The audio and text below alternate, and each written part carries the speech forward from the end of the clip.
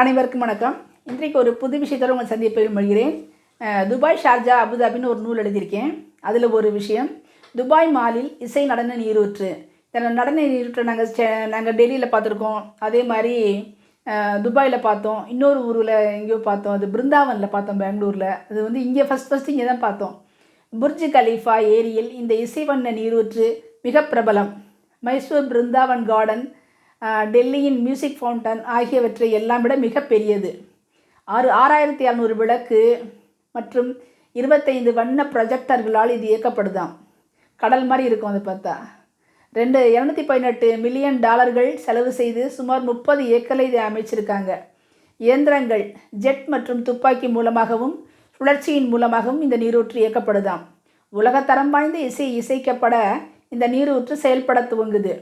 இதிலிருந்து வர்ற வெளிச்சத்தை 20 மைல் தொலைவிலிருந்து கூட பார்க்கலாம்னு சொல்கிறாங்க. 2009 அக்டோபரில் நாங்கள் போயிருந்த போது இதை பார்த்தோம். அதாவது அதுக்கப்புறம் அப்புறம் போஸ்ட் போட்டேன் பிளாகில். அதுக்கப்புறம் இப்போ வந்து அதை பற்றி யூடியூப்பில் சொல்கிறேன். ஹிந்தி உருது பாடல்கள் கிட்டத்தட்ட 17 வருஷங்கள் ஆச்சு.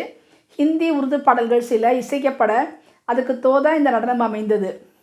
துபாய் ஆட்சியாளரான ஷேக் முகமது அவர்களுக்கு வந்தனம் செய்யும் சமா துபாய் என்ற பாடலும், ஷிக் ஷாக் ஷோக் என்ற அரபு நடன பாடலும், தூம் தானா என்ற ஹிந்தி பாடலும், ஈஷி பிலடி என்ற UAEயின் தேசிய பாடலும் இசைக்கப்பட்டது.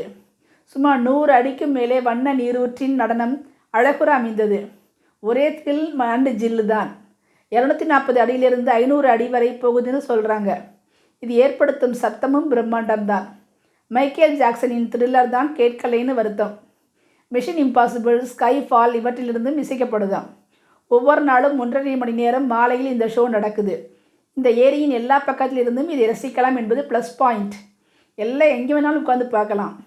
100 MBக்கு மேலே இருந்தால் அப்லோட் ஆகாமே பிளாகர். அதனால் குட்டியாக ஒரு வீடியோ மட்டும் பிளாகில் பதிஞ்சிருந்தேன்.